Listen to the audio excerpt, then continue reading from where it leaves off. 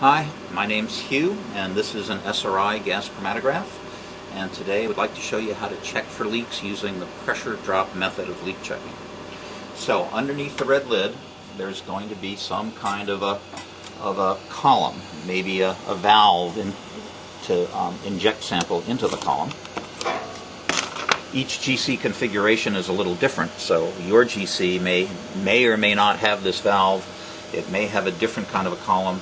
It may well have a different kind of a detector, but the principle of checking for leaks remains the same regardless of the number of valves, columns, and detectors. The idea is, though, that you have to figure out where the end of the line is on your particular GC. So in this case, the end of the line is the exit of the thermal conductivity detector. If I put a little saliva on the end of my finger, you can see that the gas going through the column and through the detector is ending up coming out of this little tube.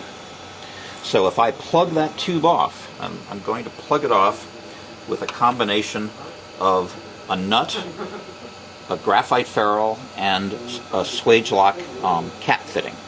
So the idea is that you take the soft graphite ferrule. This could be a soft graphite ferrule, a hard graphite ferrule, a Teflon ferrule, even a metal ferrule, although you can't remove the metal ferrule easily once you put it on there. So you slide the nut with the graphite ferrule over the end of the tube that you're trying to plug off, and then the cap fitting goes on top, and then you tighten it, and this keeps the gas from escaping. Now, one of the things that's a good idea to do is to verify that you really have plugged that fitting off completely. So what we like to do is put the fitting into a little bucket of water and make sure that there is no bubbles that are escaping. So if we're sure that this is completely plugged off, the next step is to turn the carrier gas pressure up to some value higher than what you normally use. So right now, this GC, the set point for the carrier gas pressure is 10 psi, and the actual pressure is 10 psi. So I'm going to turn this up now. I'm going to turn this up to 30 psi, and sure enough, my actual pressure is 30 psi. So now I'm going to turn the pressure down, getting the screwdriver in the little slot and turning the pressure back down to 10 psi, and look what happens to the actual pressure. Instead of dropping, the actual pressure stays stuck at 30 psi, and that's because once you pressurize the column and the detector and all the tubing, because the gas can't escape, there's no way for the pressure to drop back down unless I deliberately cause a leak.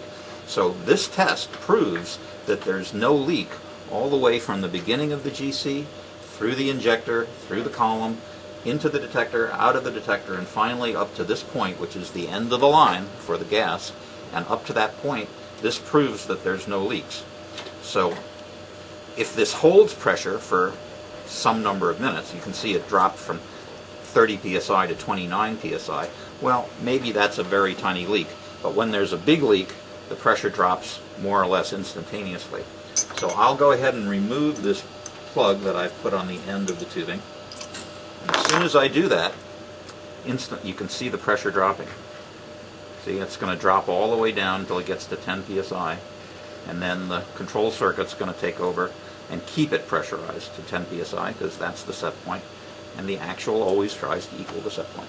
So if your GC passes that test, then you can be confident that there are no leaks, at least in that pneumatic pathway of your GC. So thank you very much.